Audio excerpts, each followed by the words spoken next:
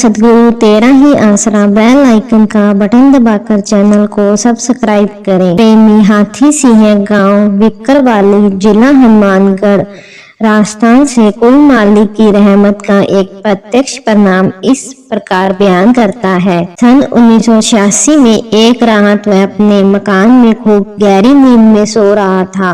बाहर कई घंटों से लगातार वर्षा हो रही थी, परंतु उसे इस बात का कोई पता नहीं था, तो पूरी बेफिक्री की नींद सोया हुआ था।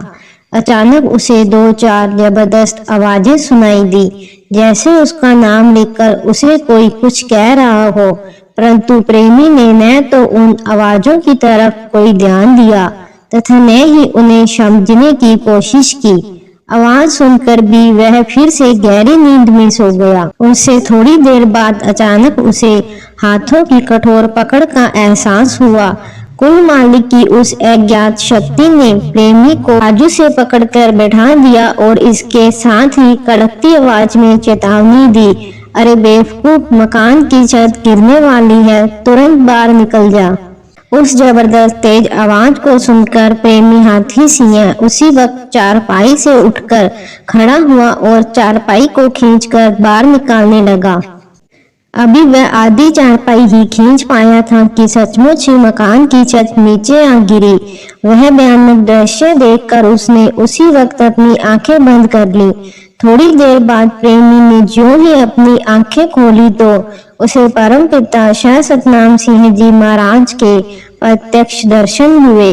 पूज्य सद्गुरु जी उसके सामने खड़े मुस्कुरा रहे थे। प्रेमी उसी अवस्था में खड़ा अपने प्रीतम प्यारे के दर्शन करता रहा। सच्चे पातशाह जी ने प्रेमी की शंका का निवारण करते हुए अपने पवित्र मुख से फरमाया, भाई हूं तो मन गया ना। यदि अपने सद्गुरु पर थोड़ा सा भी विश्वास कर ले, फिर सद्गुरु सदैव ही उसके हर पल साथ हो जाता है और उसे किसी बात का भी फिक्र नहीं रहता। जी चाहे कहीं तथा किसी भी अवस्था में है, उसका प्रीतम प्यारा हर समय सच्चे मददगार के तौर पर सदा अंग संग रहता है। उसे हर खतरे से केवल सावधान ही नहीं करता, बल्कि आगे होकर समय बचाता भी है। ऐसा कि स्पष्ट जाहिर है कि प्रेमी हाथी सिंह को कोई मालिक पूज्य परम पिताजी ने समय बाजू से पकड़कर उठाया, वरना जो हुआ उसका परिणाम सामने ही था। परंतु सर्वसम्मत परम पिताजी अपनी जीव पर कभी भी ऐसी मुसीबत आने नहीं देते, और अगर कोई ऐसी विपत्ति आ भी जाती है तो शहंशाह जी आप अपनी दया मेहर से उसे टाल देते हैं, अर्थात सूली की सूल बना देते हैं और अपने जीव को पता तक भी नहीं चलने देते।